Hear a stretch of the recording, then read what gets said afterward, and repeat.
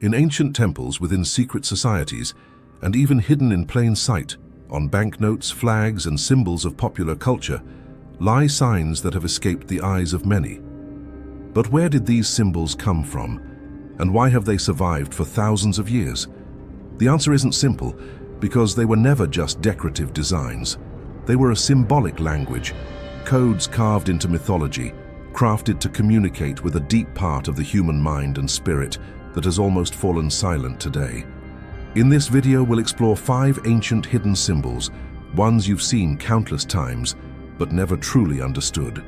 Each of them is a bridge between mythology, the human psyche, and the way ancient civilizations perceived the cosmos and the soul. If you enjoy uncovering the hidden layers of history and decoding forgotten mysteries, subscribe now. This isn't just about mythology. It's about awakening from within. Resembling a cross with a loop at the top. Delicate, simple, yet profoundly mysterious. For the ancient Egyptians, this was far more than a decorative symbol. It was the key to existence and survival. This is the Ankh, the breath of life, the key to the Nile, the sacred loop of eternity that brings life forth.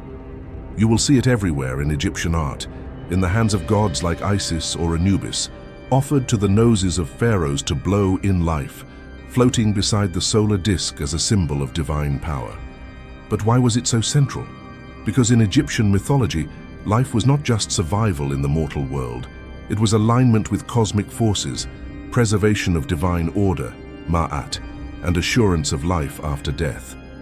The Ankh was their constant reminder that real life begins after physical death, where the soul, BR, embarks on an eternal journey. In the famous myth of Osiris, when Osiris is dismembered by his brother Set and revived by Isis with magic, the Ankh becomes the symbol of regeneration and divine revival, a promise of victory over death. This was not just a heavenly promise, it was a practical process of transformation repeated in mummification ceremonies. The gods used the Ankh to blow vital energy into the soul, awakening the Ka, life force, and Ba, soul, and guiding it beyond the veil of death. In grand temples like Karnak or Abu Simbel, devotees and priests carried the Ankh in sacred rituals, not as mere ornament, but as a real tool for passage to other worlds, like a key that opens doors. Carrying the Ankh meant carrying a profound question: am I truly alive and in harmony with the cosmic flow, or merely surviving mechanically? In later esoteric traditions, such as Hermeticism, the Ankh became a symbol of life beyond linear time, the convergence of male and female, cross and loop, spirit and matter, birth and rebirth. The loop represents the womb of creation and the eternal cycle, the horizontal bar the earthly horizon, and the vertical line the path of ascent from matter to the divine. It is a map, a precise diagram of how a human becomes eternal. Because for the ancient Egyptians, death was never the end. It was the beginning of a greater journey. And the Ankh was the golden key to that journey, still alive in modern jewelry or tattoos whispering its message. Serpent of Eternity. A snake swallowing its own tail. It seems simple, but it is anything but. This is the Ouroboros, one of the oldest secret symbols humanity has ever known. Its roots go back to ancient Egypt, where it coiled around the sun god, accompanying him through the underworld, a symbol of the daily cycle, where the sun dies every night and is born every morning. Later, this serpent infiltrated Greek philosophy, where philosophers like Plato described it as a symbol of cosmic unity. In medieval alchemy, the Ouroboros became a map for the process of transformation, where raw matter must consume itself to reach gold. Even in Norse mythology, Jormungandr, the immense serpent encircling the world, is a version of this symbol that encompasses the world and releases its tail in Ragnarok, the end of the world, causing everything to collapse. But what is the true meaning of the Ouroboros? On the surface level, it is eternity, the endless cycle of birth, death, and rebirth, like seasons that die and revive, or stars destroyed and rebuilt in cosmic explosions. But beneath this layer, something deeper is hidden.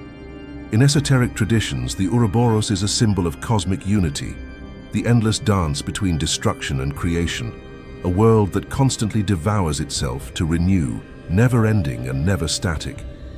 For alchemists, it was a sacred symbol, not just as a cycle but as a process of self-knowledge, the self that consumes itself to be born as something greater and purer. This symbol depicts the soul in the process of transformation, not in final perfection, but in constant movement toward it. Carl Jung, the Swiss psychologist, considered the Ouroboros the ultimate archetype of individuation, the moment when the ego realizes it is both the question and the answer, both the consumer and the consumed. The Ouroboros does not just represent eternity, it is a mirror for yourself. It dares you to look inward and ask, am I trapped in a repetitive, meaningless cycle, or am I evolving and growing through this cycle? In Eastern cultures like Hinduism, we see a similar figure in Shiva who destroys and rebuilds the world, or in Buddhism where the cycle of samsara is precisely this self-devouring until reaching nirvana. The Ouroboros forces us to think, is our life a closed circle or an upward spiral? An eye surrounded by radiant light, floating above an unfinished pyramid or engraved on ancient stones. You have seen it on the US dollar bill, in Masonic architecture, secret society documents, and conspiracy theory videos, but long before it was known as the Eye of Providence, this symbol had another name, the Eye of Horus. In Egyptian mythology, Horus, the falcon-headed god of the sky, loses his left eye in the epic battle against Set, the god of chaos and disorder. But the eye is not just physical, it is restored with the magic of Thoth and becomes a symbol of complete healing, clarity of vision, and cosmic order, Ma'at.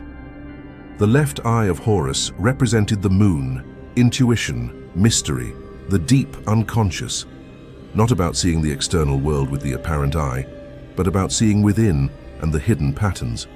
Centuries later, this sacred eye was reinterpreted by esoteric orders like the Freemasons and became the Eye of Providence, the divine intelligence that observes everything, not as a harsh oppressor, but as a compassionate witness and reminder that nothing is truly hidden, not even your darkest secrets from yourself. In myth and mysticism, the eye is not a passive observer. It is an active mirror that reflects intentions, fears, suppressed truths, and demands self-awareness. Seeing with this eye means true awakening, activation of the third eye, the pineal gland in the brain, opening the gate between everyday illusion and deep cosmic insight. In Jungian psychological terms, this is the moment of individuation, when you step out of the story imposed on you by society or the ego and begin to see the unconscious patterns behind that story. The eye has endured everywhere in global myths. Odin, in Norse mythology, sacrifices one eye in the well of Mimir for wisdom. Shiva, in Hinduism, opens his third eye to destroy ignorance and illusion. Even in Christianity, the eye of God in the Bible watches not for blind punishment, but to reveal truth and redemption. This symbol endures because it speaks to humanity's most ancient question: what if someone or something sees everything? And what if that ultimate observer is yourself, with all your shadows and lights? In Native American cultures, a similar eye symbolizes seeing the spirit of the world, and in shamanism, it is a tool for inner journeys. Black sun. A sun but completely black. It does not shine or scatter light. It absorbs, draws in, transforms. This is the black sun, a symbol whispered in secret circles, engraved in hidden alchemical diagrams, and both feared and revered for the depth it may represent. But what exactly is it and where does it come from? Some trace its roots to medieval esoteric alchemy, where it represented nigredo, blackening, the first and painful stage of transformation. Complete decomposition, death of the ego, dissolution of the false self in spiritual acid until the raw matter is purified. Others link it to ancient solar cults in Egypt or the Maya, where the sun descends into the underworld every night and disappears, only to be reborn at dawn, a symbol not of apparent light, but of generative darkness that births light. Even in Norse mythology, in Ragnarok, the end of the world cycle, the sun is swallowed by the wolf skull, and the world falls into absolute darkness before the rebirth of a new era and a fresh solar dawn. But this symbol has more layers. In Christian mysticism, A similar figure appears in the Dark Night of the Soul of St. John of the Cross, where the soul must pass through everything to reach divine union. The black sun is that threshold moment between the old death and new transformation, where all illusions collapse. Unfortunately, this symbol has also been distorted in history. In the 20th century, it was appropriated by dark ideologies like the Nazis and manipulated to project domination, absolute power and control over others, which was completely contrary to its original meaning. The true black sun does not dominate others. It deeply challenges you to confront the void within yourself, the part you refuse to look at, the wound you never admitted, the truth you buried for survival in society.